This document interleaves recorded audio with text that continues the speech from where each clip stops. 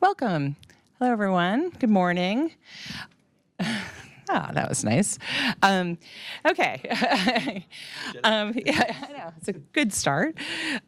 So welcome to the Implications from the Pandemic Recovery Research for Fostering Responsive School Systems panel. We have quite an esteemed panel and folks representing our core research team as well as other researchers and some esteemed panelists. So I'm going to give a brief introduction and hopefully get all the names correct, but you can please correct me. I am open to that. First, we're right next to me here. I have Thomas Goldring. He's the Director of Research at the Georgia Policy Labs. He is also one of our core research team members. Then I have Salma Mohammed Ali. She's a graduate research assistant at the Georgia Policy Labs as well. And I had the good fortune to be on a panel with her just a few weeks ago. So that was wonderful. Thank you. Then I have Michael Diarmond.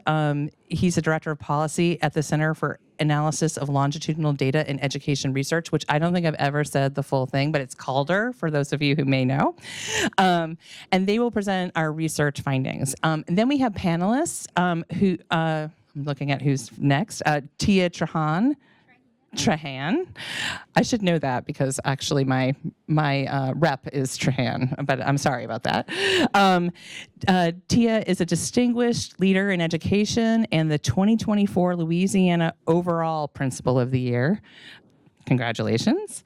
And then next we have Kimberly Radostitz, okay. She's a national board certified Spanish teacher and instructional coach at Oregon Community Unit District 2020 in Oregon, Illinois. So not Oregon.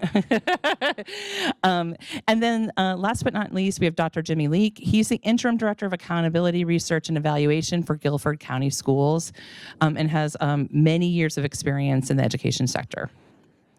So with that, we are going to get started. I think we're going to go to Thomas and Selma first. Yep, and you have a mic right there.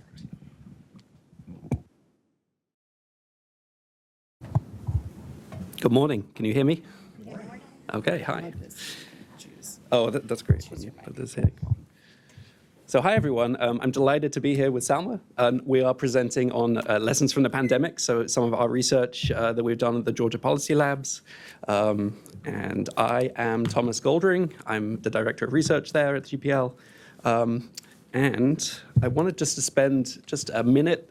We only have about, 6 or 7 minutes, but I'll spend a minute just talking about who we are. I think some of the questions that came up yesterday were pretty interesting about like models of, collaboration between researchers and educators. So our model is kind of interesting because we work on K-12 education with districts in Metro Atlanta. So we don't work with the State Department of Education, but we do work with districts. We have partnerships with 5 districts in Metro Atlanta, and this research focuses on 3 of those partnerships. So Fulton County Schools, Clayton County School District, and DeKalb County School District. So that spans a good sort of chunk of Metro Atlanta, as you can see on the map.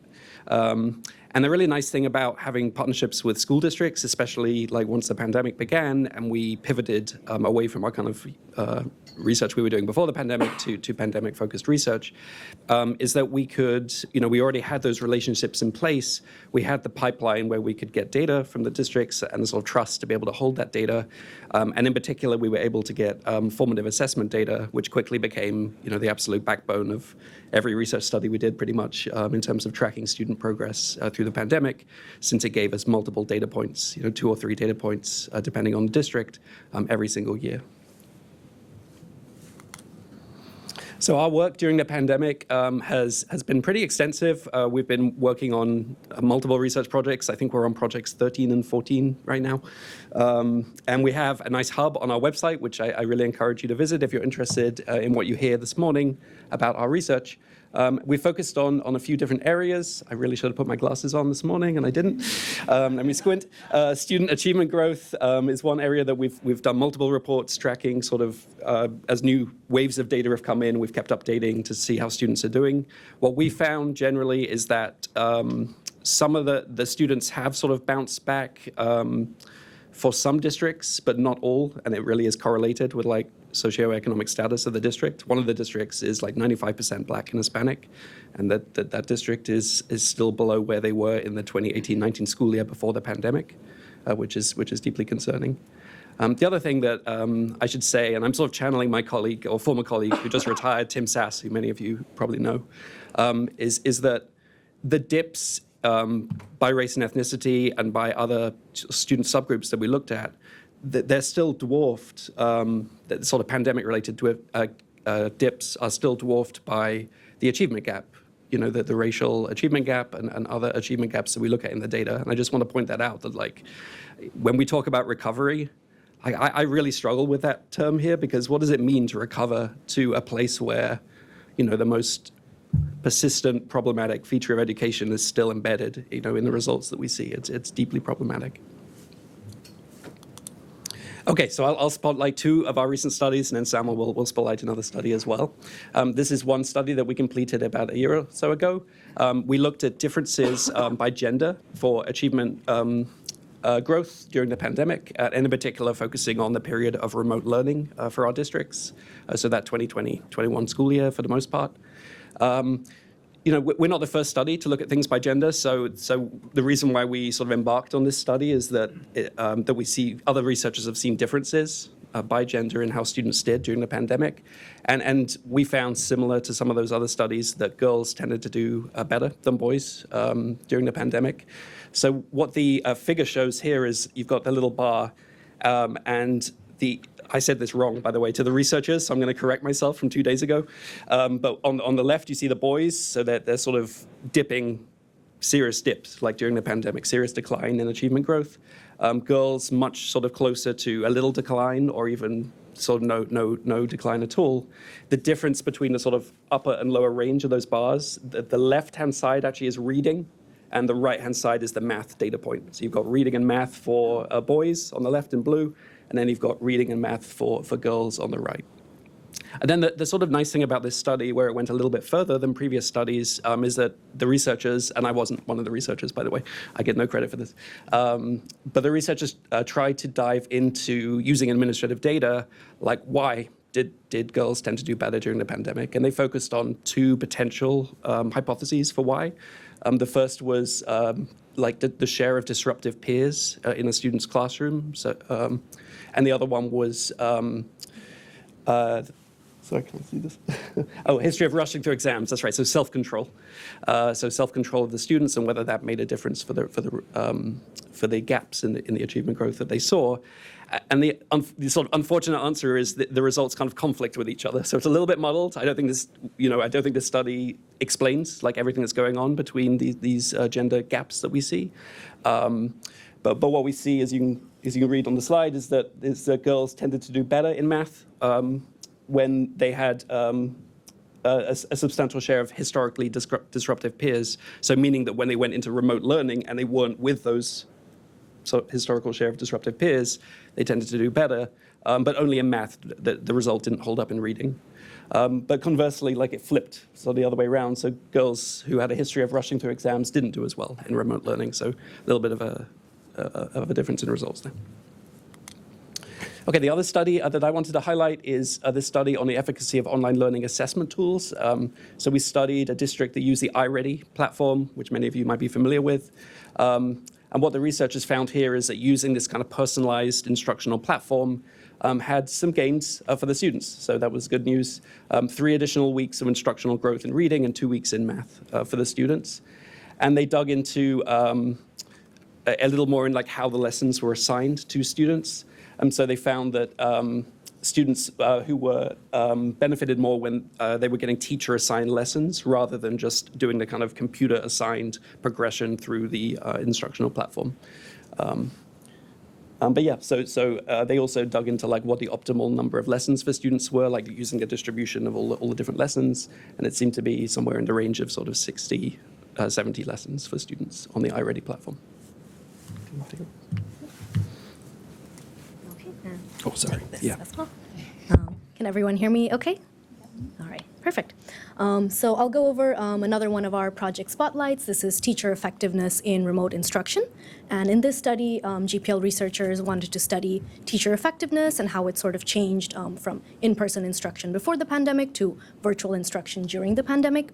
And they measured teacher effectiveness by seeing how much teachers contributed to test score growth for students once you account for other factors such as student background, prior achievement level.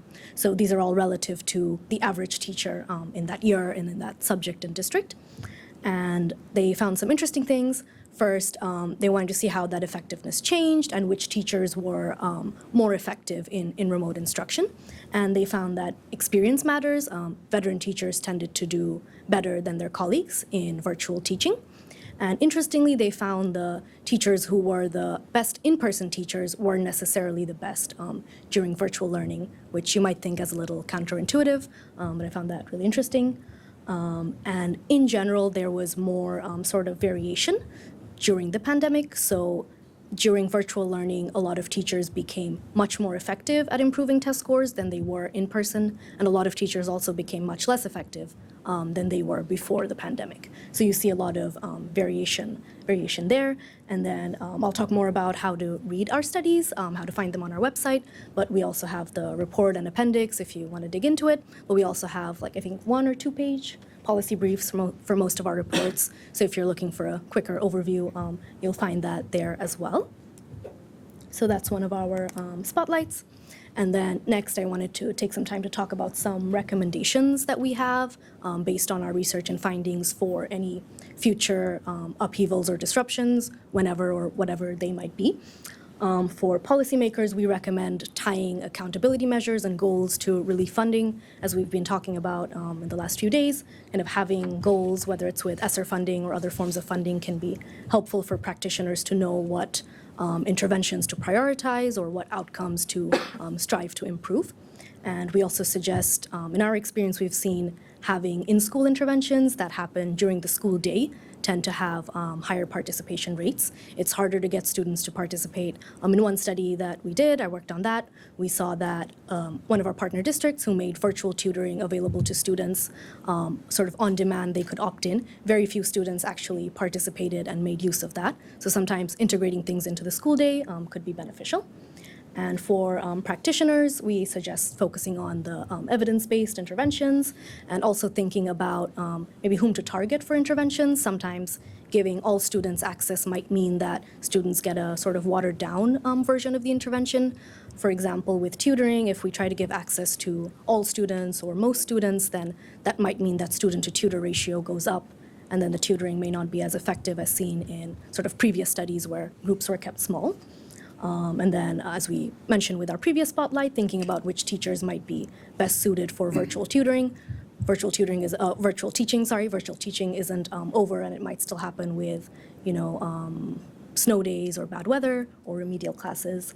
And then for our fellow researchers, we would suggest forming, as Thomas was mentioning, forming maybe research or practice partnerships ahead of time because we don't know when a disruption will hit, and kind of having those relationships and data sharing in advance can really help start the rigorous research that our partners might be interested in. And we also suggest working with partners before interventions begin, or at least in the early stages, of trying to evaluate programs after they've already happened, after the data has already been collected, can be harder to do those evaluations. And also we suggest building relationships with district staff and practitioners who implement these programs, because obviously they do the day-to-day and they have so much insight on these programs, and that can help us really do a more rigorous evaluation.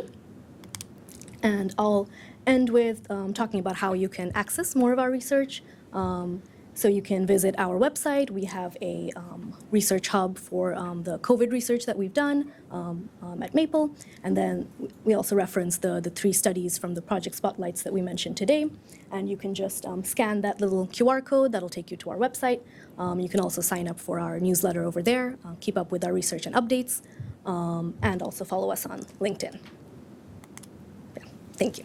I just want to add, they have one of the posters here, so if you didn't get that QR code, it's also up here. I'm not sure. It's hiding behind there, yeah. Great. Good morning. I'm Mike DeArmond. I'm the Director of Policy at Calder, which is a research center that's based here at AIR. And so in about the 8 minutes that I have with you, I want to talk about some things that we've learned from a project studying academic recovery interventions in a group of districts, and think a little bit about what that means going forward and for the question for the meeting around building responsive systems. So there's me again. For those of you who came to the meeting in the fall, you've actually already heard about this project from my colleague Elise. So what I'm going to say today builds off her presentation last fall. For those of you who weren't here, I just want to tell you a little bit about the project. So the Road to Recovery project is a collaboration between 10 school districts and researchers at Harvard, at AIR, that's the Calder team, and NWEA, the MAP folks. This project started in 2021.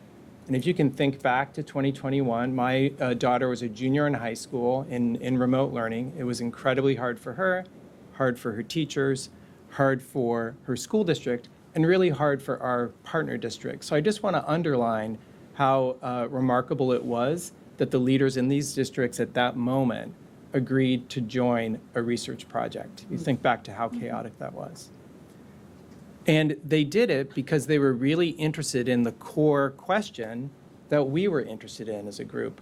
And that is, were the interventions, the tutoring, the summer school, the double dose courses, the extended day, were those things helping students recover academically from the losses that occurred with all the disruption with COVID? So what I'm going to do today, again, is just give you a really high-level sense of some findings from the project, and then a little bit of thinking about what that means going forward that's more speculation. But before I do, I want to put what I'm going to say in sort of a broader context, because I'm sorry that I missed the meeting yesterday, but I'm from Seattle and I couldn't make it because of commitments on Monday. But I think when we think about a responsive system, it's important to understand that as a really kind of multidimensional phenomenon that has a lot of different pieces. And so before I share our findings, I just want to think a little bit about what I'm going to say and how it fits into a bigger picture. So this framework, this figure, comes from Grissom and Condon, a paper that they put out early in the pandemic that just is a good reminder that when we think about crisis management or think about responsiveness, that it actually has a lot of different pieces that occur at different points in time. There are things that we want to do before a crisis occurs, that organizations do, that leaders do. After a crisis happens, whether that is a health crisis or a weather event like a wildfire or a flood, there's an immediate response during the crisis, then the recovery, and then what you all are doing here in these meetings, trying to learn from that to improve next time. And I put this up here just to emphasize that what I'm going to share is really only about one piece of this puzzle. And so the organizations need to be strong really in all these phases to be resilient. And I really am only going to be able to talk to one piece of this. And I also want to underscore that we looked at academic recovery, and that's also only one piece of the puzzle when you think about the consequences of disruptions like COVID and what students need. So I'm going to just give you a high-level takeaway around what we've learned about interventions. I'm going to talk about tutoring, summer school, and then sort of a chef's choice surprise intervention that gets a little less attention, or I think is less familiar to folks. And what I'm going to do is talk about that in two dimensions. One, I want to talk about what we learned about the impact, academic impact is measured on the MAP test from NWA, and that's on the horizontal axis, right? So further to the right, higher impact. But I also want to talk about how many students the intervention serve. So that's on the vertical axis, the participation of eligible folks, students, and this is for K-8. So what I want to do first is put up some results for tutoring. I'm going to show you reading and math tutoring at the same time. And the big takeaway from this slide is that, and this is true throughout the R2R project over the couple of years that we've done this, that we see this trade-off between how many students are being reached and how effective the programs are. You can see that the programs that serve relatively more students tended to have small or null effects. The reading is in yellow and the blue is or the math is in blue. And then you can see that the programs that served relatively fewer students had much higher effects. So that's one big takeaway from this project. I think when you look at these results, it's a little hard to know, how do I benchmark this? What would I expect? I think it's hard to know how we think about participation. How many students should we be reaching? This isn't perfect, but one way to think about it is that on the NAEP, we had about a third of students scoring below basic, and the districts in our sample generally had higher losses in the nation at large, so that could be one potential benchmark. And then there's sort of a well-cited meta-analysis of tutoring that shows that those impacts in small programs, those RCTs in this review, had pretty high impacts. More recent review suggests the larger you get, those attenuate a little bit. Okay, the intervention that I think is less familiar was in one of our districts. I should also say that Jimmy's on the panel and he's in one of our districts. Sorry, Jimmy, I should acknowledge that. One of the districts decided to assign struggling students to what they called expert teachers. So these are nationally board certified teachers, teachers with high student growth and some other measures. You can see that that was a way to reach more students, relatively higher on the vertical axis, and some positive results. And then the other thing that's really consistent in our project is summer school, and how in summer school we see very consistent, although modest, effects in math, not in ELA, and programs that have the potential to reach more students. Of course, summer schools opt in, but you can see that in one case, this was a district that had an extended summer school so that it went later in the day. They reached a lot of students. And again, these math results are pretty consistent. Just a little benchmarking again, that's the same line from the NAEP, and this is some evidence about summer school math. Before the pandemic, we did not find, as I said, summer school effects on reading. So, what does this all mean going forward? I think that throughout the project, these districts worked super hard to help kids.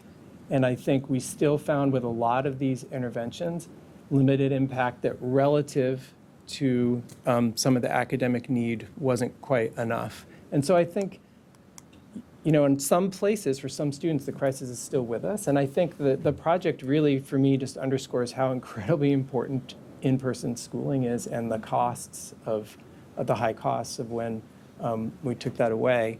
But I think the thing that I want to leave you with when I look at that slide that has these trade-offs between participation and impact is that recovery and resilience is not just an instructional problem. This really is a public management problem. And that may seem obvious, but I think that it's worth mentioning that from that perspective, I think there's an argument to be made that in a lot of places during the pandemic, schools didn't get enough support or guidance or enough accountability or transparency to do what they needed to do. And so I think that we spent a lot of time talking about the design dimensions of high dosage tutoring.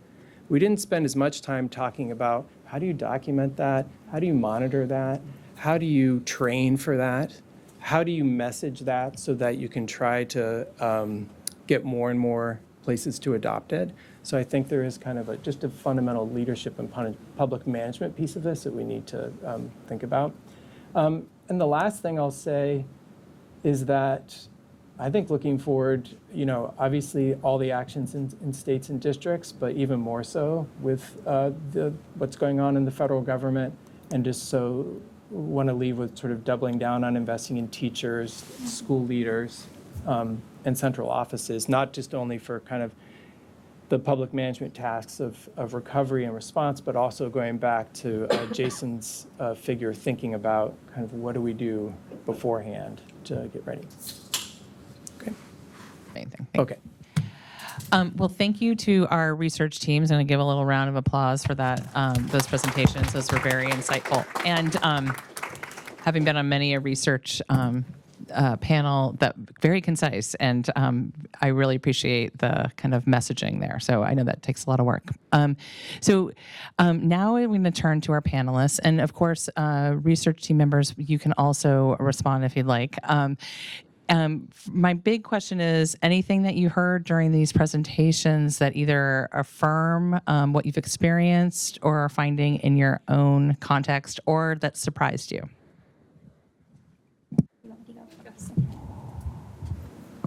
Hi again, good morning. I'm Tia Trahan. I'm a middle school principal, and I don't think that was shared. I'm 6 through 8, inner city, the most amazing kids you could ever meet. High, low socioeconomic status, about 90% African American students. Just incredible, and I miss them dearly being here. So there were several things that you all spoke to that definitely affirmed my thinking and what I have found as well. My school, and despite of the pandemic, we grew 11.1 points. 2022, 2023, when the scores came back, our kids grew. And I found that several of the things that we did, we focused on all of the things that were mentioned with the student growth, looking at making sure that we were differentiating instruction, virtual learning. We had to make sure become experts at a very quick pace on how to deliver effective virtual learning. And now, once we got back and we were doing like hybrid learning and more in person, we had to figure out how to keep things as normal as possible without interrupting instruction. And a lot of that was done through being very, very prescriptive through our tutoring programs. We had after-school tutoring, but we also had tutoring that was embedded in the school day, and we found that to be more effective. We took the kids and we matched them, whether they had a deficit in math or ELA, we matched them with the content area expert. And we kept that in small groups. Kids that were not showing a great deficit or a significant deficit in either one of the content areas, we were able to have larger class sizes. But those that were, we intentionally placed them with a teacher that could support their needs. It became smaller groups definitely work better, so I definitely affirm that and can connect to that when you're able to provide more intensive instruction to students, it works better. We were able to provide more prescriptive interventions where it wasn't like a cookie cutter approach. One size didn't fit all. We had to look at the individual student, look at their data and determine what their needs were. And I felt that that's what attributed to our growth. So a lot of what you all shared today really spoke to what we were doing and what we need to continue to do. Yeah, I would echo a lot of what Tia just said. I teach in Northern Illinois, and I'm in a rural school district. So when I heard a little bit about the fact that students from low SES populations kind of being below where they were, that didn't surprise me. In rural America, we didn't have access to internet. I heard you talk about that yesterday. A lot of our kiddos live in homes that are near bluffs, and if you have a bluff behind your house, you don't have internet. Even if somebody brings a hotspot to you, it's not going to work. You have to drive to a parking lot so that hotspot works. So there was a lack of that during the pandemic. So students just simply didn't have access to the synchronous learning that was happening in a variety of classes. And then we also really struggled with providing support for our English language learner families. Quite simply, they kind of got, I won't say forgotten, but there were so many other things that were happening amongst the chaos that I do think that was a population that sort of got left behind, which was terrible. And then when we came back and had hybrid learning, as you discussed, most of our students were in person, but we did have about a third of our buildings stay at home, and they did virtual learning while the rest of us were in the classroom. And quite honestly, that was one of the easiest years of teaching I've ever had. And I think that part of that was we had smaller class sizes. A lot of the kiddos that didn't want to be at school were at home. And they were watching our classes from home, but there certainly wasn't the behavior issues that perhaps we had seen in the past. And so we did see the students that were in class have some higher achievement levels than they had in the past. Those at home, not so much. So we had to address that when they came back the following year. And what we did was a lot of IXL benchmarking, and we utilized that IXL benchmarking every week to decide which students would get interventions in our building during our Hawk Huddle period. So that's a 30-minute period during the day where some students are allowed study hall time, but then other students were in more targeted interventions with the math and English teachers. And we also saw tremendous growth this past school year. So we do think that those interventions have helped. But to speak to the veteran teachers doing a little bit better at the online learning than perhaps some of the newer teachers, I would argue that that's probably because veteran teachers had a lot more resources in their toolkit that they could modify to work on an online platform, whereas if you were a new teacher straight out of college, you probably didn't have some of those resources to rely on to modify moving forward. So I could absolutely see why that was something that happened. Thank you all. I echo a lot of what you all said as well. I think in Guilford County, we're a pretty large district. We're the third largest district in North Carolina, about 68,000 students and 120 schools. We built out a very big tutoring program. We were serving last year, under the last year of ESSER, about 17,000 students. With 700 tutors. So really big. We got really big really fast. I was telling the small group yesterday in the breakout that I think, in some ways we scaled too fast, but we also had the constraints of ESSER, and our superintendent was very much like, we're going to use this money to help the kids who need the help right now, and we only have 3 years to do this, so we need to go ahead and do that. I think in terms of we've learned a lot from that, though, in terms of we saw some mixed results in tutoring at different grade levels, and now we've sort of scaled back and focused in. We're working in K-3 literacy and 6-8 math, where we did see some positive results. But I think, I can understand, like Mike was talking about, in terms of there was a lot going on during this period of time and trying to stand up these programs. We are very much a homegrown program. We developed a tutoring department with 3 or 4 people in it during this period of time, but 3 or 4 people working across 100 schools and 700 tutors managing that is a lot. And I think, again, we've learned a lot during that period of time, but those supports weren't necessarily there, when the ESSER money came of how you were going to do this. And I think right now we feel like we're in a really good place, but that ESSER money is gone. And so that's a challenging thing. I think in terms of, we were lucky enough to be in sort of a deeper dive partnership with AIR, NWA, and Harvard as a part of the Road to Recovery project, and got a specific grant to go deeper and do methods studies, do interviews, do cost effectiveness analysis, those kind of things. And I think some of the non-academic outcomes we did see improvements, especially in middle school, in attendance for students who have been tutored, and then lower disciplinary referrals as well. So that was something sort of in addition, that if we're only looking at those academic outcomes, there are other benefits to some of these programs. And were you in that partnership prior to? No, we, so under our Chief Performance Officer at the time, Dr. Akisha Osei-Sarfo, who's in the room now, we started doing NWA MAP right after the pandemic started, and then we got approached to be in that partnership. So we weren't in that partnership before, but we started having good, discussions as a part of that bigger group of 10 districts. And then they approached us to go in sort of a deeper dive partnership to study more about the implementation of the tutoring and the summer school and the things that were happening in the district. So that's been a really great partnership, and I can talk about that for a long period of time, but yeah. I'm curious for the others. Did you have any research partners that you worked with, or did you mostly do that work internally to make decisions? With us, it was internally. It was also internally for us. Mm-hmm. So anything about the presentations that surprised you? Well, before I say what actually surprised me, I do want to just speak to iReady and the teacher-assigned lessons. I think it was you, Thomas, that spoke to that. So we did see in my district and in my state that iReady teacher-assigned lessons, students that did teacher-assigned lessons performed better.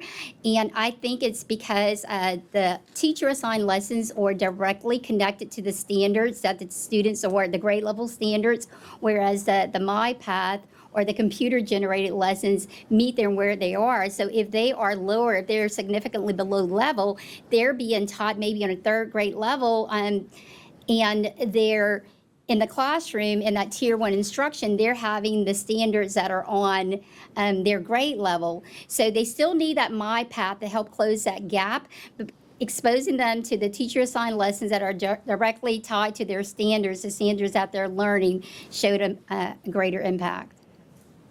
And so what surprised me, I know you spoke, Kimberly, to the experienced teachers having better success with, and also the research shows that experienced teachers have better success. But I found that with our school, it was the teachers that had better classroom management in their class. Those expectations of the students were the same in the virtual setting. So the students, they had that respect and that relationship with those teachers, so they followed the guidelines. We kept it the same. Even I did virtual walkthroughs, so I would pop in and they would see my head in there, and of course I would be disrupt the whole class when I get in there, but I was popping in. We kept things as normal as possible. So I did see some of the novice teachers, they had that same success, but because they had those expectations for the in-person learning. So I found that having that good classroom management, whether you're a veteran teacher or a novice teacher, that made a difference in that virtual setting as well. So it surprised me that the experienced teachers, because some of my experienced teachers probably was there when the building was built, they were a little reluctant with the technology, where the novice teachers, they had more experience and they were more comfortable with the technology. So they were able to do like small group instruction within their classroom settings. So I was really impressed with what I saw. So that surprised me a little bit that the experienced teachers did better. I would say the difference between boys and girls was bigger than I expected. I knew there was general differences, but those were really striking in terms of how big that difference was. So, do you have hypotheses about why that difference is so big, or if that's consistent with what you've seen elsewhere or in literature? Yeah, it is consistent to see that gap. I agree that the magnitude of the gap was slightly bigger than I was expecting as well. In terms of why we see that gap, I mean, that's kind of what the study was trying to dig into, and it's certainly true that the factors that the researchers could examine only using the administrative data, because this was only a quant study and not a qualitative study, didn't explain like all of that gap. Yeah, I mean, in general, it just seemed that girls did, a lot better with the remote learning. But I think that just the question is still why, and the factors that we looked at didn't explain all of that. Yeah.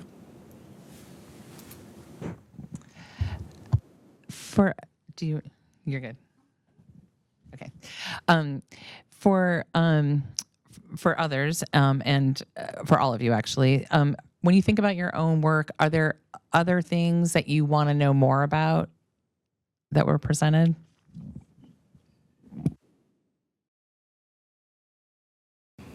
So one of the things that I would like to know more about, and it was really brought to surface yesterday in the parent presentation, nationwide, how did students in underserved populations perform compared to their counterparts in more affluent areas? Do you all have research on that? I'd like to know a little bit more about that. And also, did a particular age band perform better post-pandemic compared to pre-pandemic? And do you think developmentally readiness played a part in that, in their performance?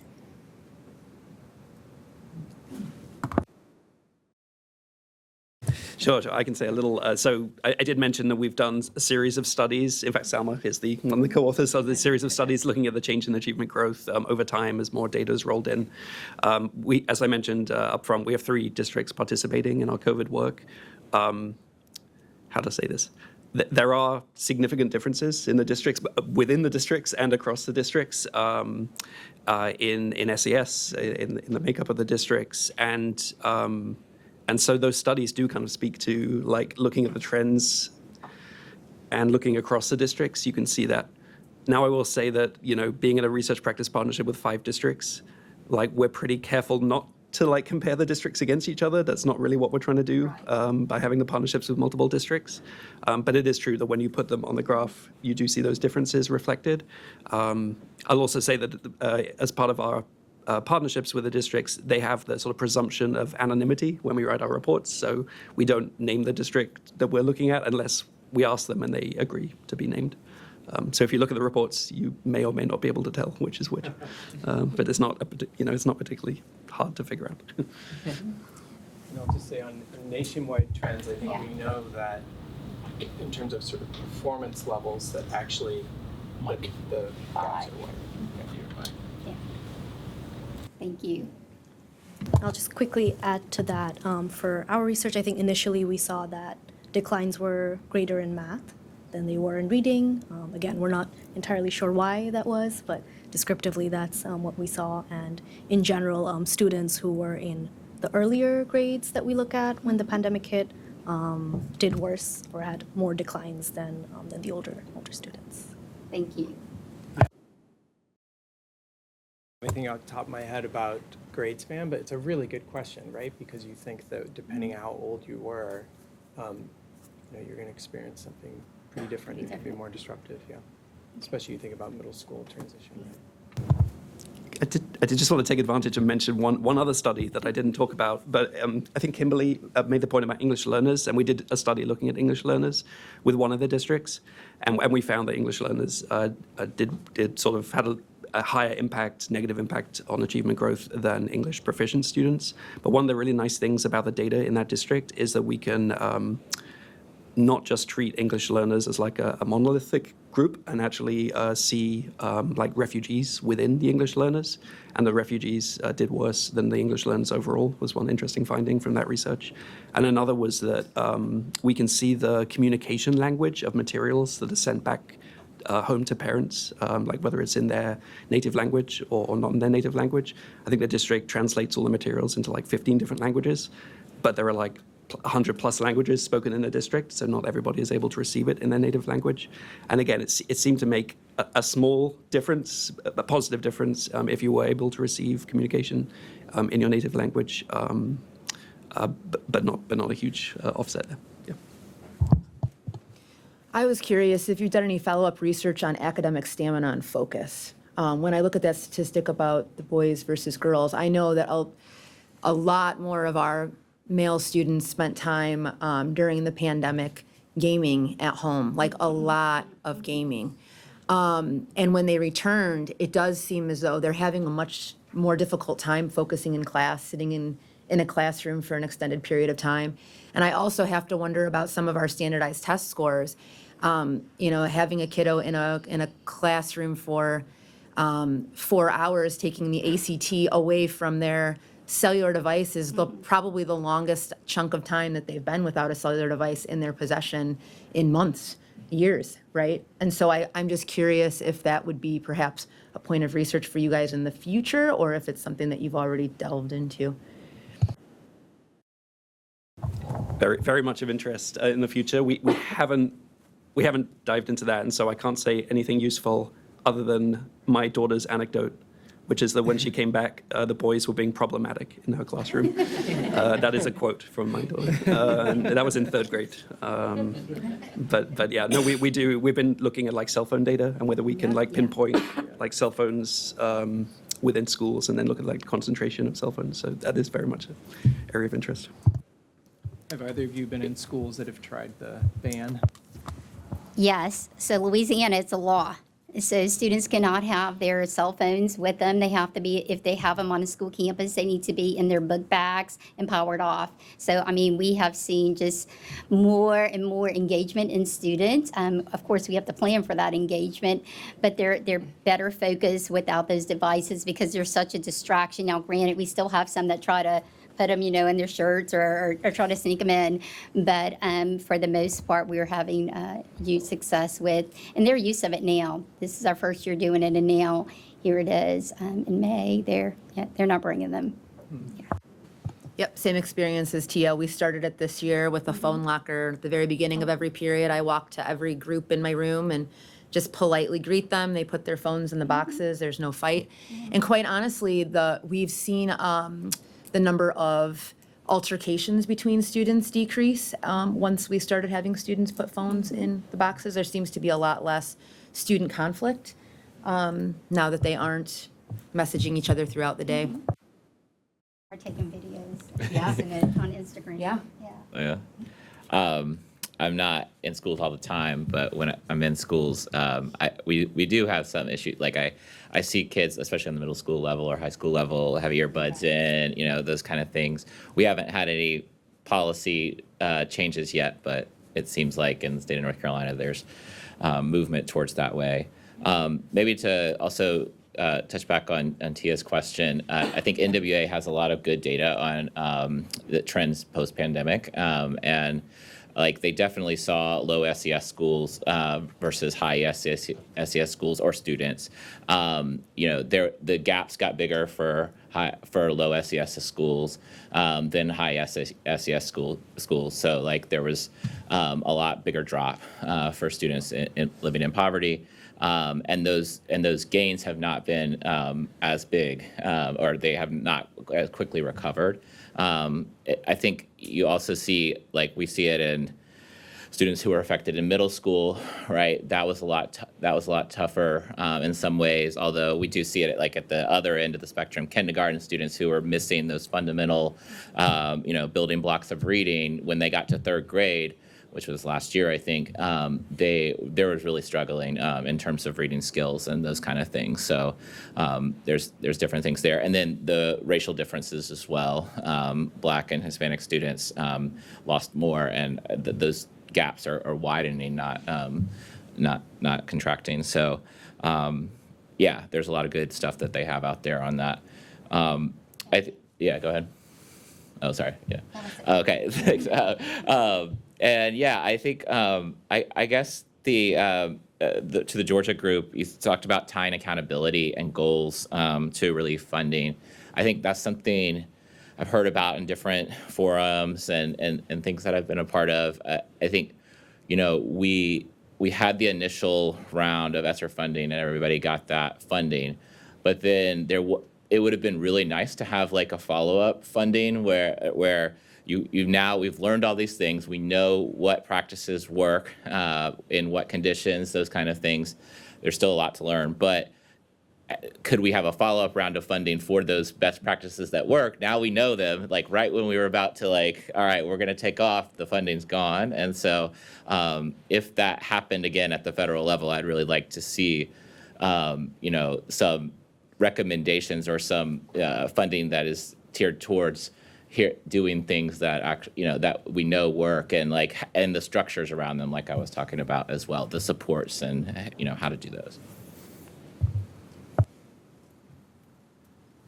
Just to add to that, I think one challenge that we've recognized is that there are pockets of research being done on what worked, but it is, compared to the investment, it's minuscule.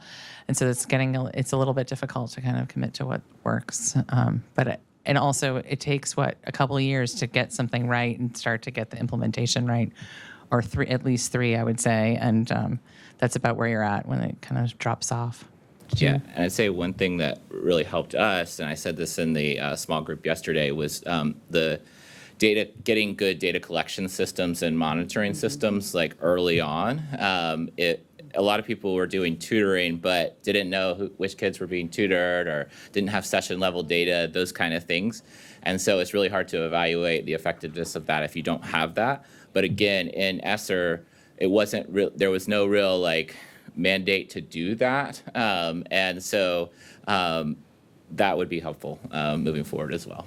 I mean, you're speaking to the researchers that are like, yeah. I just want to say that's been a point of frustration, I know. But also recognizing the urgency and emergency situation of the time period, you're not actually kind of super interested in being like, let's create a research design at this moment. But yes, that's one of the things I think the Georgia team is sort of recommending is what are some baseline, relatively easy, I hate this term, but low-hanging fruit type of data that you could be sure to collect consistently to at least retrospectively when you're not in putting out all the fires, able to look at what you've done and the choices you've made and how you can engage in continuous improvement. Okay, now this is for the whole group. We're curious about, based on what you know and what you've learned, and what would you say are 3 lessons, if you have more, that's okay. If you have fewer, it's also okay, that you would share to prepare for recovering from an education disruption based on your recent experience? Oh, we don't have to start in order. If you feel passionate, please go ahead. Do you want to go? Yeah, I'll go.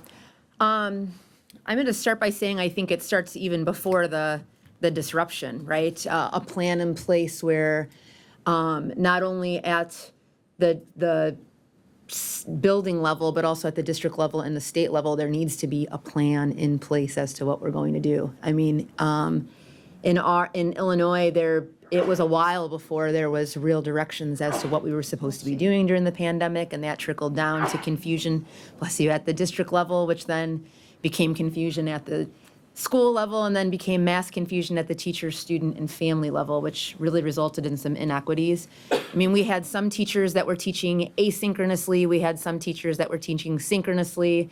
Schedules were all over the place. If you think about what it would be like to be, I keep saying this, a parent with 2 or 3 children at the high school level, and those children have 6 different teachers. Just imagine what that would be like to manage your child's learning at home. Just mass chaos when every teacher was doing something different. Some teachers had scheduled work, other teachers had no schedule, some teachers had late work policies, other teachers had no late work. There was just no consistency at all. And I'm disappointed to say that we haven't really reflected on that yet. We haven't gone back to say, if this were to happen again, what are our policies? What does this look like? That's work that we're planning for this summer. And thank you for inviting me to this because I was able to push for that. So this summer, we're going to make sure that we have a plan in place for the future. But I would say that's lesson number 1 that we learned from it. The second is that teachers need to have access to professional development. To Tia's point, none of us have, I mean, I've been teaching for 18 years. I never once have been given professional development on how to teach on Zoom. I don't think I even used Zoom until the pandemic. I think that was my first Zoom experience. And then to lead one and to figure out how to use the share button and to share the right window and to engage students effectively. I leaned in on my professional networks, like my PLCs. I lead a group on Facebook for Spanish teachers. There's 16,000 members, so we had my group had teachers sharing from across the globe, and we were networking and coaching and encouraging each other, and that was beautiful. But the rest of my colleagues didn't really have that, and so they just didn't have access to, the knowledge that would have helped provide effective instruction to students and engaging lessons to students. Additionally, in small town USA, we're professional development deserts. We have to drive, in my case, 90 minutes to get to a city to even go to a conference, and the conferences are usually expensive, and the hotel rooms to stay at that conference are also expensive. So we unfortunately don't have access to that. And then the third thing I would say is, once we've developed those systems, we need to make sure that we're practicing it with students. We're giving access to that, to those expectations to parents in a consumable way so that parents know what to expect at home. And then once students come back, we need to make sure that we have flexible scheduling for interventions and that we're utilizing our early warning systems and data effectively to decide which students need the interventions and which students don't. I was super fortunate that for the last 17 years, we've been using data research from Dr. Allensworth in my district, where we've created an early warning system for the freshmen in our building. And we we know what the 15% of our students that seem to struggle with school the most, and those are the students we've leaned in on at the very beginning of the year, and we've developed really strong relationships with them and their families. So when the pandemic hit, those parents and I already had that established relationship and that established partnership. To Tia's point earlier, I think that was why we were successful. But if a disruption were to happen at the very beginning of the school year, you wouldn't have that relationship to lean on. So those data systems are really, really important. Yeah. I'll just say three. Can you hear me? Three things. One, I think, in retrospect, we've learned that we want to get students back into school as soon as possible from disruptions. Two, I think that we learned that, opt-in programs or programs after school to support students aren't very effective. And three, I think, just reflecting on what we've learned, building off of programs that are already in the school rather than trying to do something new is probably going to be a more effective strategy. So something that's definitely evident, and we know here, everyone in this room know that we must prepare, right? So whether it's a disruption, another worldwide pandemic, a wildfire in California, a hurricane in Louisiana, we must be proactive. And so I applaud AR for bringing everyone together today. Because it doesn't matter, the state, the county, the parish in Louisiana, or the zip code. Our children deserve for us to be prepared.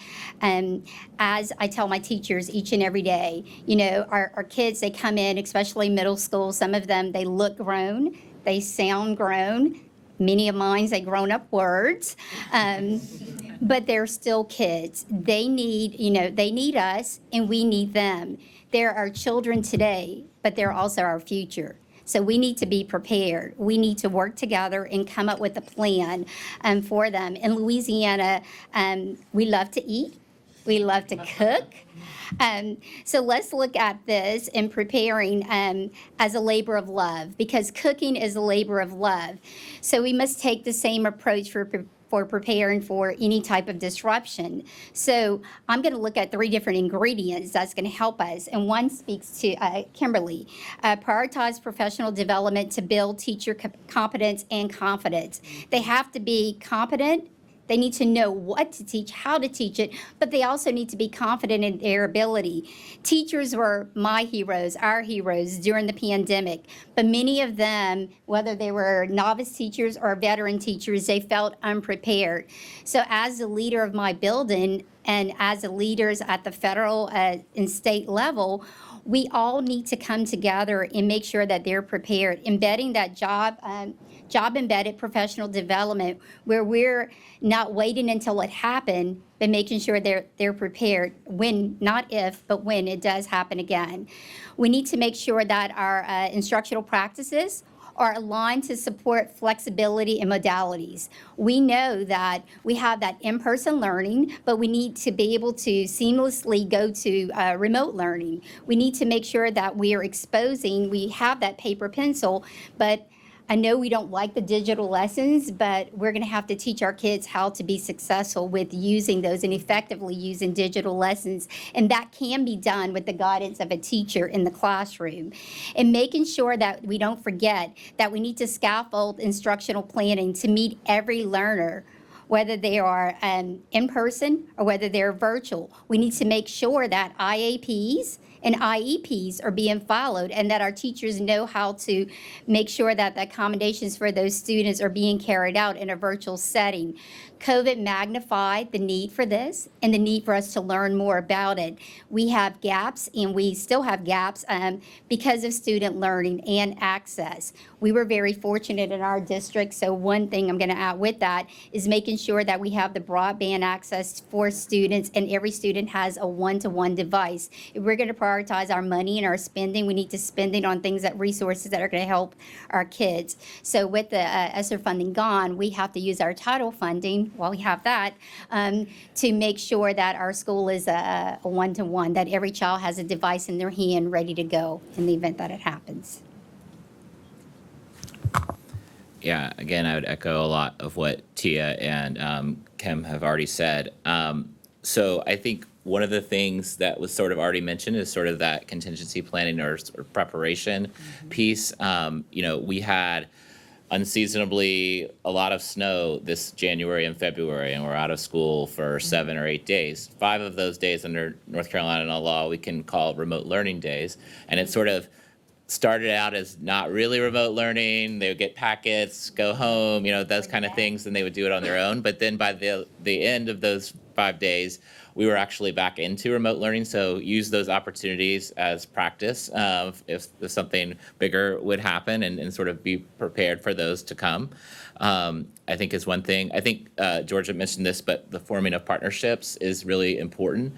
I think we now have a lot of great partnerships and partners that we can lean on if something were to happen, and we wanted to be able to evaluate what was going on or get implementation supports or those kind of things.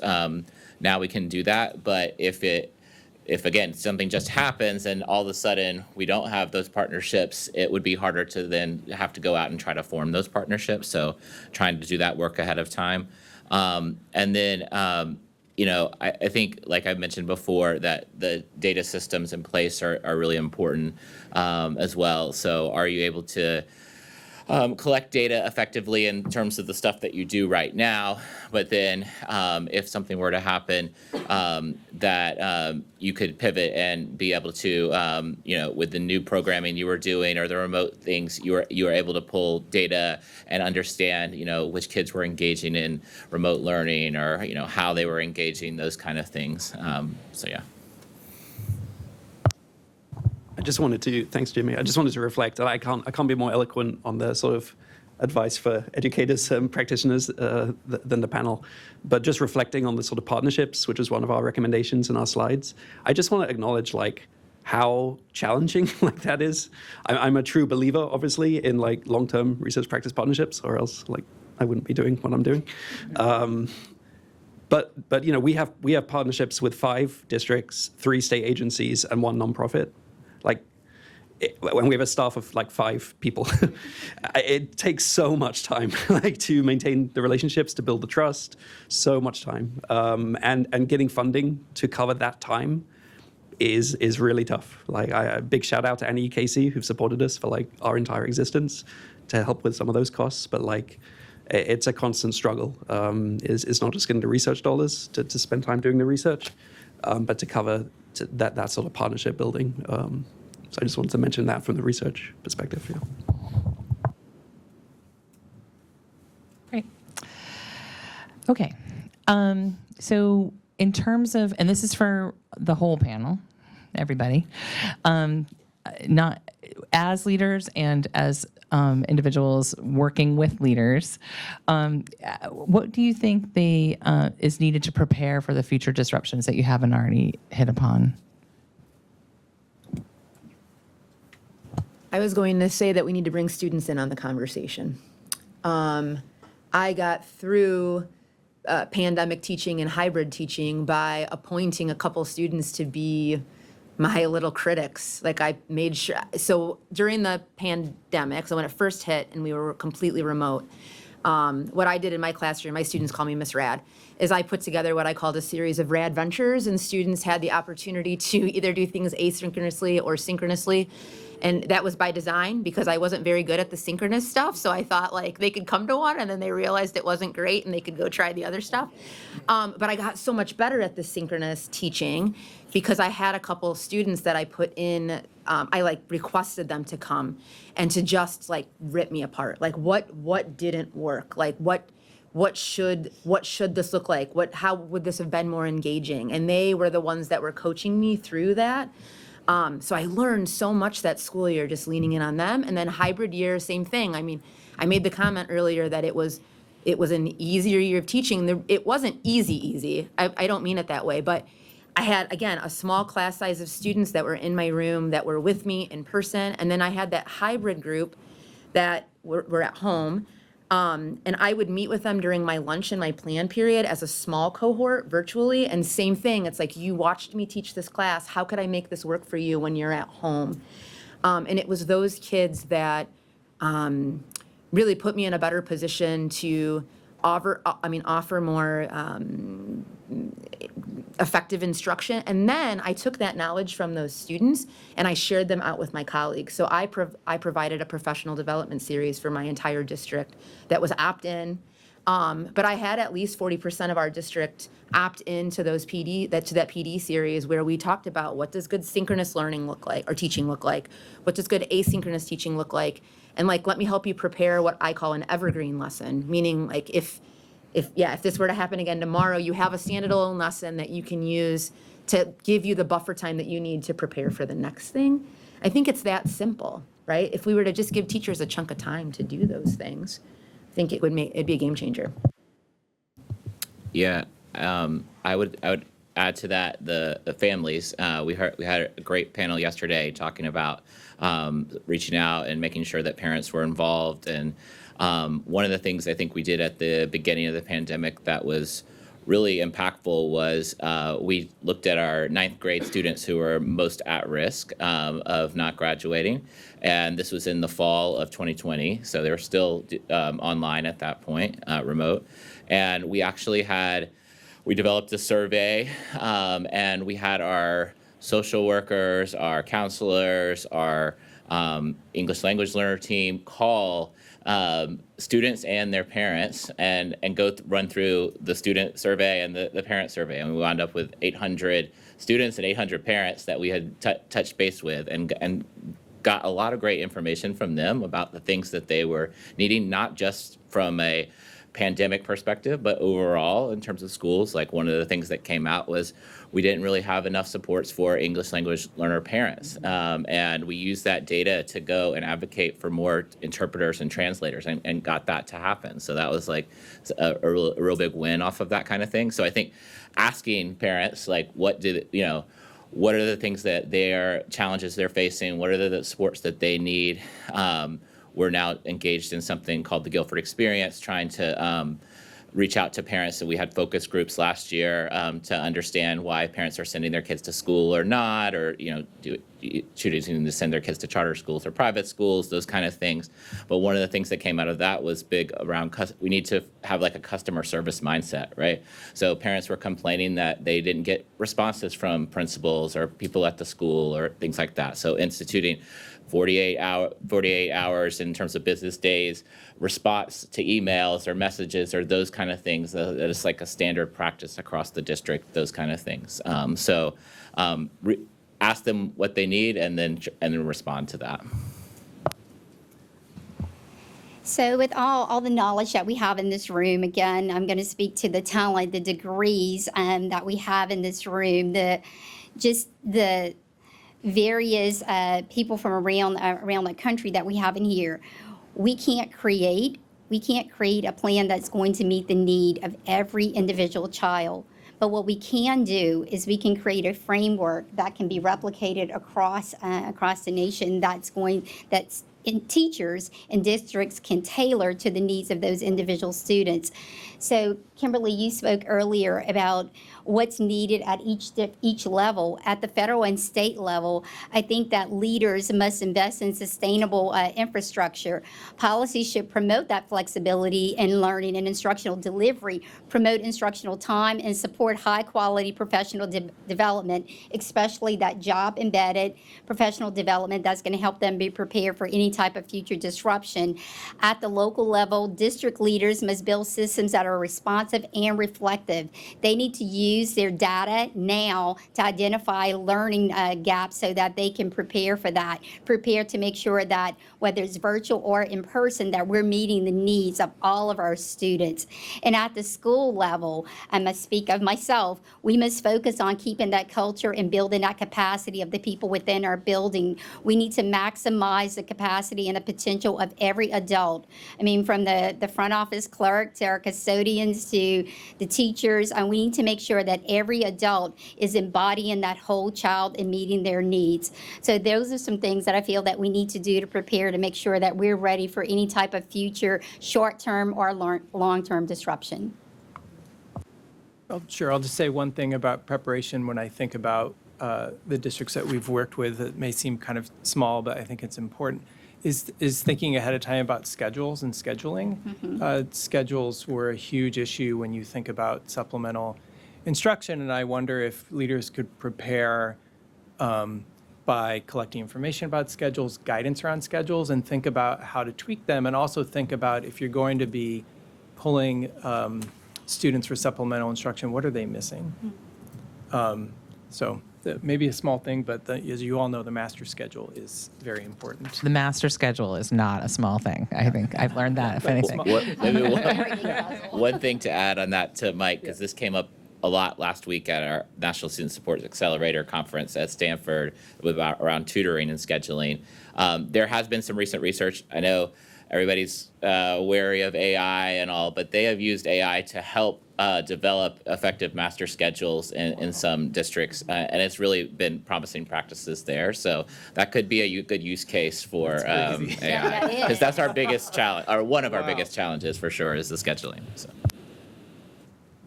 Okay. I think we're going to turn it over to the audience for questions.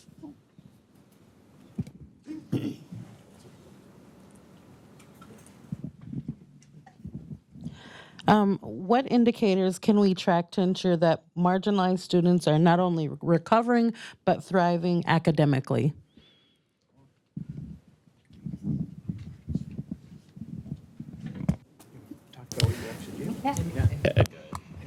So some of the things that we actually track, some of the indicators, we look at the student performance pre-pandemic and throughout the pandemic and post-pandemic to make sure that they're showing adequate progress. If they're not making, we do it in short terms, we look at things such as their grade formative and summative assessments. We look at their benchmark data.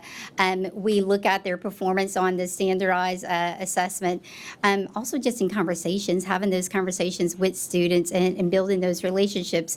But tracking that data and using the indicator whether or not they're making progress or lack thereof, and how as adults we're intervening and providing them with the right support. And if they're still not making progress, we have steps that we have to follow. I know we follow a tiered intervention, like we do tier 1, tier 2, tier 3. And we monitor those students very closely to see how they're progressing. And just really knowing your kids and knowing them as individuals, not as just a number or just as a group. Does that answer your question? To add to that, in our school district, we have really leaned in on grade level teams as opposed to just content level teams. So as teachers, all 9th grade teachers get together once a week, 10th grade, 11th grade, and 12th grade get together every 2 weeks, and we talk about kids. And so we utilize, again, our early warning system that has a whole bunch of different engagement factors in it.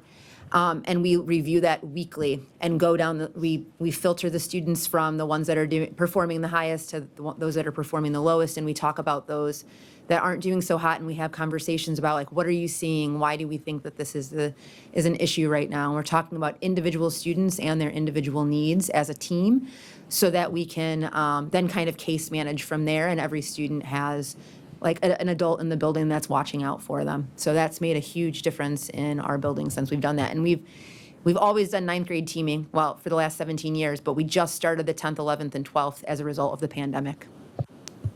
Yeah, I think one of the things we've done is look at students who are at risk, and we have an at-risk composite that we form, but it looks at factors: students who are English language learners, students with disabilities, students who are experiencing homelessness or in foster care, students who are failing courses, those kind of things, and what supports we can give to them. We've invited them in the high school level to something called Learning Hubs, which is after school supports a couple times a week where they can get individualized attention. On the data side, we've also developed dashboards where you can filter by different student groups, the ones that I just talked about, in addition to Native American groups. Those groups are often smaller in our district, and so I've talked with our Native American coordinator, student coordinator, and making sure that they're not forgotten, right, in the whole things, but making sure that they have the data that they need to be able to support students in that group. I think another thing is that when we when we do interventions, we're targeting those interventions in terms of students who need the most supports or students who would traditionally not get the supports in the bigger class setting. Yeah. Just want to add to that. We have PLCs, professional learning communities. That's every week. Our teachers, as a grade level and as a content area, they meet and they speak to individual students. They look at the students and how they're performing in one class compared to the other, and trying to identify whether it's that relationship with that teacher, that expectation, or if they have a true deficit. If they're performing well in science, we want to know, and they're failing in math, we want to know what's the disconnect. So just having those conversations and speaking to individual student performance helps to guide the instructional practices that we use. Every class, every content area, every day, there's some form of exit ticket that's going to tell us how the student did based on what they learned based on the lesson that was presented to them that day. We want to know how they're performing. It's because of the students we're there, so we need to let their performance drive our performance as adults. We have that in-school tutoring, and we call it lead time. Just named it that, as most schools as their RTI block, but I call it leveling, enrichment, and academic deficits. Our kids don't know it's RTI. They think it's lead time. They're leading something, but that's where we're really targeting their deficits and really supporting them in that. In addition to that, we have after-school grade level meetings where those conversations, that's once a month, where they're able to speak to their colleagues, their grade level colleagues, and speak to individual students as well. I just want to reflect on that from the research perspective. It's a really interesting question. The administrative data that we have access to, it has, quantitative measures, the usual indicators that we've heard about. But I've become a really big proponent of complementing that in like a mixed method study, and like talking to teachers, talking to students, systematically analyzing it, doing thematic analysis. You get such richer insight into the why behind the descriptive stats or the causal analyses. The gender study that I briefly discussed is a great example where like we hypothesized two things that might be making a difference, but in part that was because those were the two things that we could proxy, with the administrative data, and they didn't explain like everything that was going on. We just, the question came earlier, like why do we see that big gap? I don't know is the answer. Like I don't know without talking to educators and students why it's so big.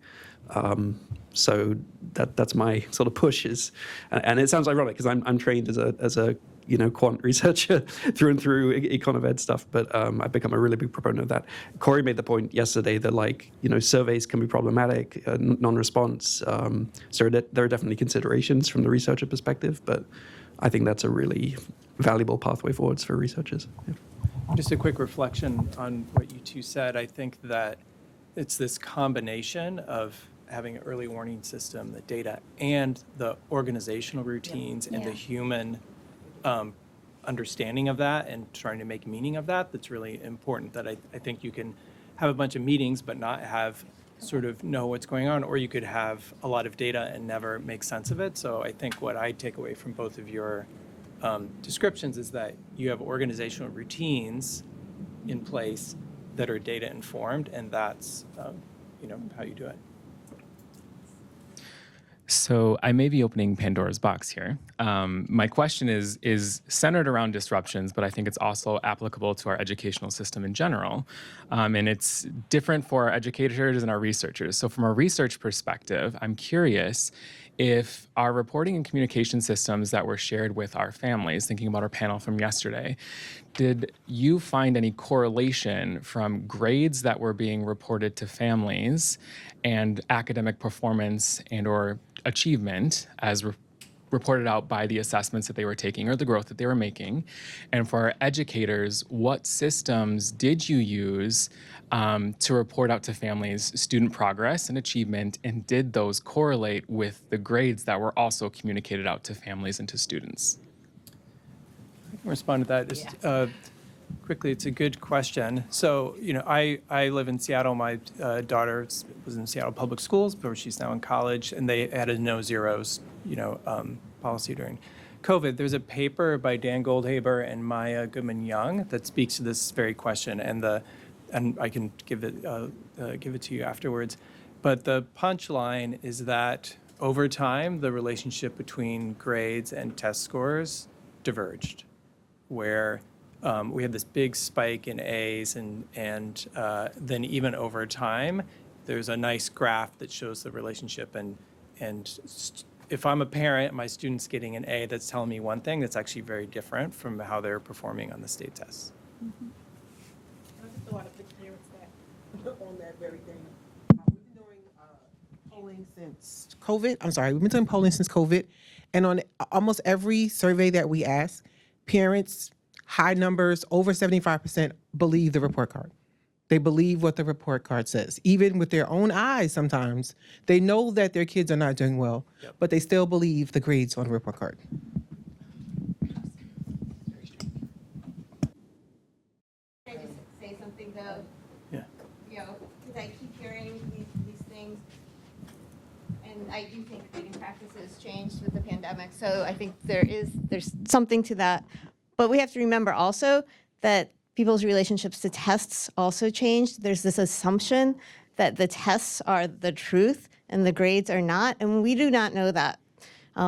There's a lot less emphasis put on testing, and as you said, students' ability to pay attention and persist through those tests have also changed. And we do know from lots of research that grades are much more informative about how students are going to do in the future than their test scores.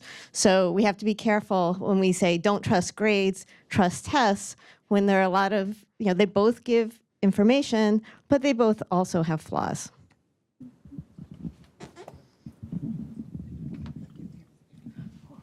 I have a question over here. Were people done answering the question about grades? I just want to add to that with grades. So with my teachers in my building, in order for them to put it in the grade book, it has to be directly aligned to a standard. So it's going to speak to their performance. And if the standards are aligned, if the state test is aligned to the state standards, then we should see some type of, I don't know. Yeah, it should be the same basically. But what's going on is we're seeing some parents, some students, they get test anxiety because my own daughter, who's an ER doctor, when it came to standardized testing, she didn't do well. She didn't do well on it because she would get test anxiety. So we have to think about that when we're looking at, it's not the end all be all that end of the year assessment. So we have to look at, I do believe in when we're communicating to our parents, if your child is receiving this is how they're truly performing on a grade, because my teachers, we train them and we work with them and do side-by-side coaching with them to make sure that the assessments that they're building are aligned to standards and is going to be reflective of that student's true performance. We can't inflate grades because then that's going to give parents just some false sense of that their child is doing well. So we just have to be very transparent with them and be able to speak with our parents in a language in which they can understand, remove the education jargon when we're having the conversations with our parents, and just really be real and be transparent with them. And then we make sure that they understand because, they're part of that team, of that child's educational journey and an imperative part of that team. Curious if anyone on the panel has looked to see if there's an established correlation. That's what I'm curious at. Has there been any research or any work done from an education perspective to look at the correlation, not saying that one is more valid than the other, but is there an alignment? And if there's not, are we addressing that? And if there is, are we promoting that? Well, again, I'll share the paper. It's still only one state, and I think that it's a good point that views about tests have changed over time. But the paper shows that the relationship between those has changed over the pandemic period, in part because there's a lot of disruption and a lot of shifting in grading and shifting in how people maybe understand tests. But that has changed in the one state where I can share the paper with you. And I'm assuming, and in a time when engagement is an extreme challenge, giving a student an F is not really a way to bring them into the fold, because that's sort of a marker of a relationship between the student and adult in the school. So I imagine there's a little bit of that going on as well. Yeah, so when you're planning for instructional delivery, you plan for every student to experience success. So when you're scaffolding and you're scaffolding within your lesson plans, you're planning for every level of the students that are seated in front of you. For example, if you're planning higher order thinking questions, you're also planning for those higher order responses that you want to guide those students to give, and you want to have that student that may be a little below level. You want to give them something where they can be successful and build upon that. So making sure, and that way you're not inflating their grades, you're helping to get them to master this standard, but in a different way. So by differentiating that instruction and your instructional planning, you know ahead of time the data, even before they come to you in August, their data is going to tell a little bit of their story, but it's not until you get that child in front of you that you're going to know their true story. You're going to see whether or not they have that test anxiety. But I want to go back to your question, and yes, we have looked, and I think I spoke to that, the standards, making sure that the grades that are in the grade book are reflective of the standards and that they're aligned to what the state is telling us that they're testing. So my teachers do look at that, and we look at the weight of it and just see how it's weighted and see what are priority standards and what are some standards that we can embed into other areas. Hope that helps. My question is about, I feel like at this period of time, we're going through what I'm going to call a selective disruption. Immigrant students who are, their experience is being disrupted by virtue of the current climate.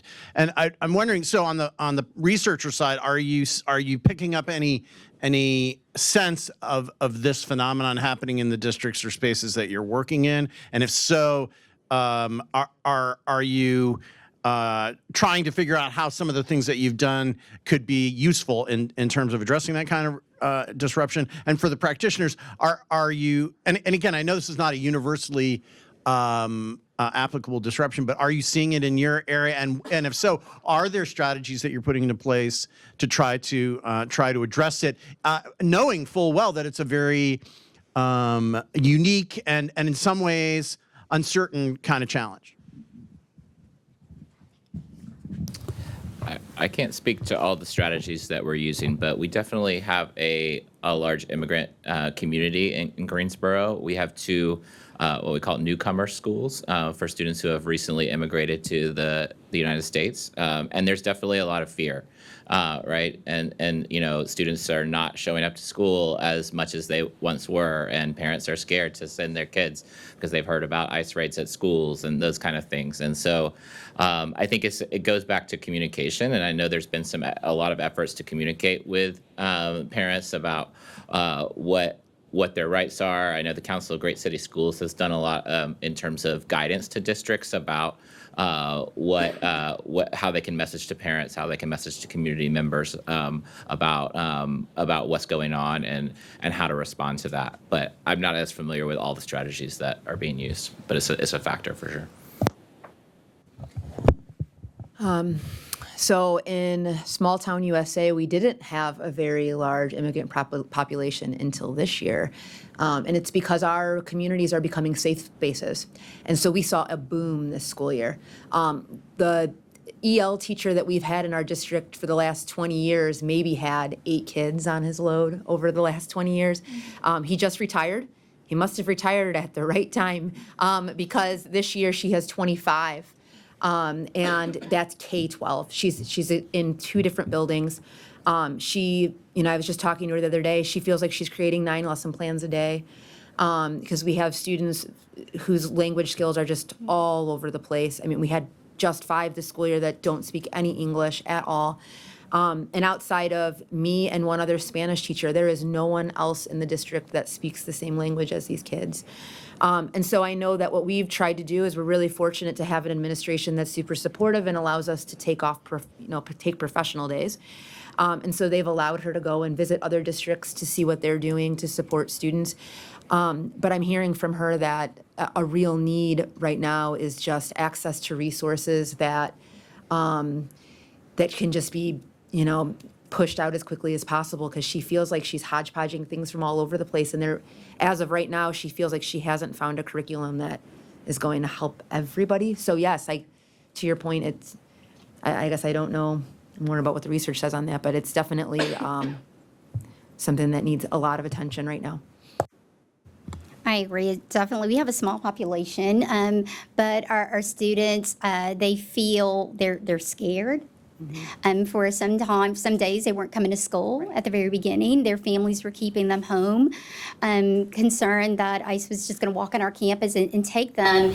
And at middle school, it really bothered me that there were just a few, but some kids that they were using that to pick on other kids and telling them that they were going to come and get them. So we stopped that immediately and just reached out to the families and assured them that we were going to do everything possible to keep their kids safe.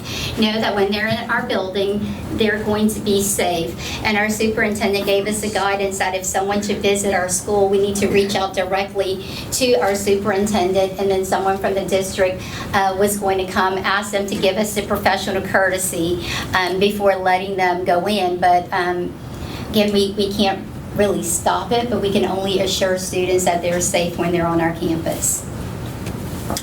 I'm going to stand up because I can't see. And I'm so tall. Great question. That was a great question that leads into what I want to ask about. We're talking a lot about the engagement and recovery and performance, and we know that these are impacting the attendance of our students, the marginalization of our students, the lack of access, grades, and so on. What I have found from having district level hearings, district level meetings, whether it's students that we cannot locate post-pandemic, meaning like they are not showing up anymore, which is an extreme concern for us. Even as we speak, we're seeking out what happened to our students.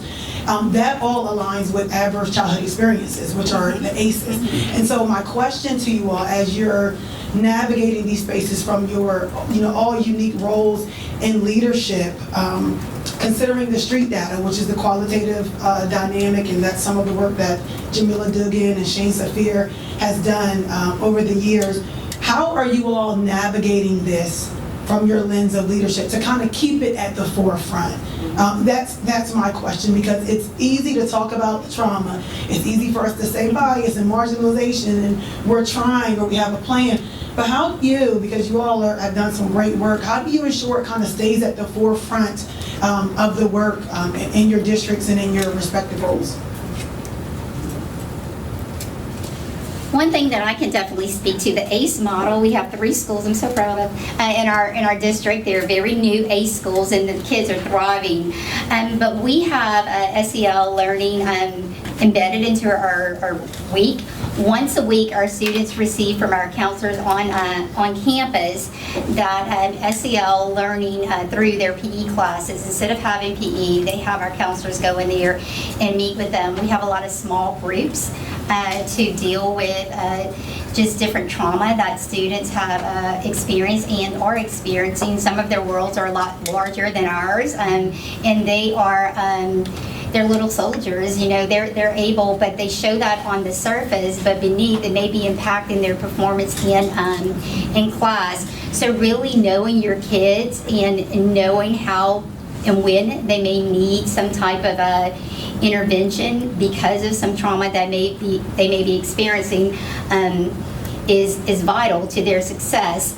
And one thing I do when they come in on campus, I make it a point, that's the highlight of my day. I tell them, high five, you get a high five, hug, or handshake, your choice. And by now, they're all like squeezing everything out of me in the morning. But it's my way to kind of check their pulse to see how they're doing. And my teachers are doing something. They're expected to greet them at the door and just really try to build that relationship. And you're able to see whether a child's lost a parent and they're at school the next day, or if there was a police raid at their house or something, or some of them were bullied on social media, you're able to kind of check their pulse at the beginning of the day. But I have amazing counselors that intervene in a social worker part-time. I really wish we had her full-time, that are providing us small group lessons and just that one-on-one counseling with them.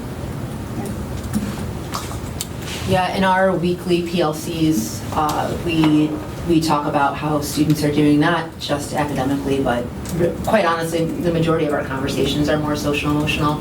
We do have we have a guidance counselor, a social worker, and our school psych that sit in on the freshman team every week because we consider that to be such an important year. And so we have those conversations and then make sure that we're putting the appropriate accommodations in place for students, and that we have an adult that leaves that meeting that is charged to have an individual conversation with that student and connect with their family, because I think that's the missing piece sometimes, is not extending that hand out to the families to make sure that there's a continuation of support outside of the school day. So that's what we've been doing. Yeah, I think at the district level, and on the data side of things, we've tried to continue to work with our student supports department, the counselors, social workers. There's a district implementation team that's cross-departmental, looking at, like, for example, the root causes of chronic absenteeism. We, as a district, have engaged in several grant-funded projects and projects across the district, one being telehealth, where students in low-income schools are able to access a school nurse and then also talk to doctors via telehealth if they need. We also had, we had 2 mental health grants to provide more mental health supports to students. One of those grants just got canceled last week by the federal government, along with a number of other districts, and I think about $1 billion was lost, unfortunately. But that grant was supporting 10 school psychologists to go in and help support students. We're also networking with the local services that are available and connecting them to students and getting them supports.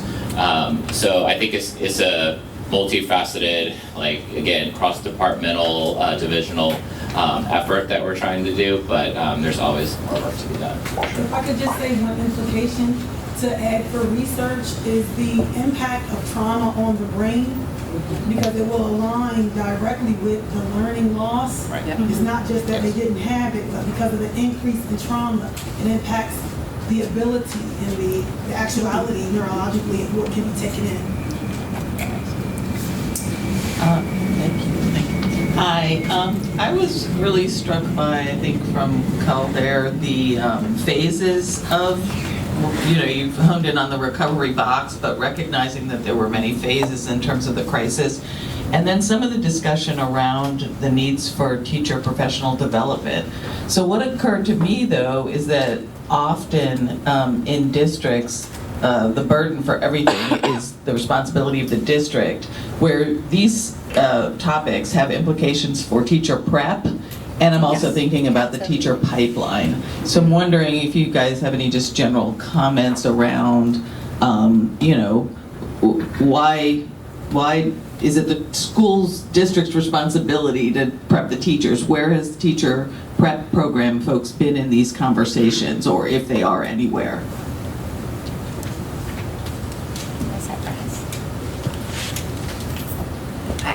I cannot speak to what teacher prep programs are doing, but I will say that the Illinois Education Association has a very strong aspiring educator cohort, and they have been doing a lot of work on this, so reaching out to teachers across the state that are willing to provide professional development to aspiring educators through that association.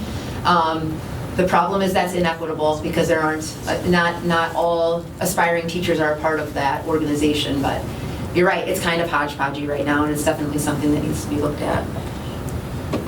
And saying we have partnerships with the university, which is actually right down in walking distance from my school. But we have partnerships for aspiring educators. I actually bring them onto my campus and allow them to do field experience there. But just having conversations with the adults over there, the dean of education, and what's needed and how they can better prepare aspiring educators to be successful in the classroom and look at it through a broader lens than what they have pre-pandemic. I think it's a good question. I don't think teacher prep has been a part of this conversation, but I just want to double down on what Tia said about a partnership and just the idea of alignment between what a prep program is doing and what a district is doing, I think is important because we think of that as, you know, as sort of two separate conversations too often. And I'm always struck for the research, you're talking about research that's dependent on what teachers are doing. Yeah. How were they prepared? You know, and in particular, I think you all alluded to this in terms of the crisis preparedness, but that goes back to their teacher prep. So I do know that there is teacher prep early on now. So like through things like Ed Rising, you're starting to expose people, not just high schoolers, but really in middle school level. I have an Ed Rising club, just exposing them to the educator pathway. So we're also showing them different and preparing them to be successful in the classroom, because you're teaching them strategies from early on what's needed to be a successful teacher and to teach the kids of our day. We need to make sure that we're preparing to be able to engage them, because we know where we're struggling. We're fighting a war against social media and all of the digital things that are out there for them, but making sure that they have exposure and understanding of what's expected in the classroom is going to be key for them to be successful. So I think early exposure, even pre-high ed, is needed. And I think also you just make me think about leadership preparation is also a big part of this, and I mean, clearly it's a key factor. I just wanted to ask you a clarifying question, because I interpreted it a little bit differently, the question, but just as different interpretation. It sounded like, based on some of the findings presented, some teachers were better at virtual, some were more effective in person, and we definitely have a prep system that is building high quality educators to be working in person. And so I'm curious if you've seen any shifts in training of some virtual experience or anything. Is that what? Yeah, I was talking about a range of things, but that was one of them as well. Just this idea of, you know, the preparing for a crisis has lots of parts, but also these research studies have several components and potential inputs. But they, to me, a lot of them go back to teacher prep or leader prep, and they're normally not part of the conversation. Yeah, I think, I don't know about all the different partnerships that we have. I know we have some with our local universities, but when we looked at the tutoring program, for example, one of the groups that we engaged was college students and graduate students. Some of those students who were in teacher prep programs to be tutors, to give them more experience in addition to their in-service or pre-service teaching that they would have as well. So in terms of building pipelines, I think that's important. I think in-house we have new teacher supports that and coaching that all beginning teachers in their first 3 years receive, that they get mentorship from veteran teachers. They get special professional development sessions that are going on throughout the year, those kind of things. But that is in-house compared to teacher prep programs. Well, wonderful. Thank you all so much. Let's give our panel a huge round of applause.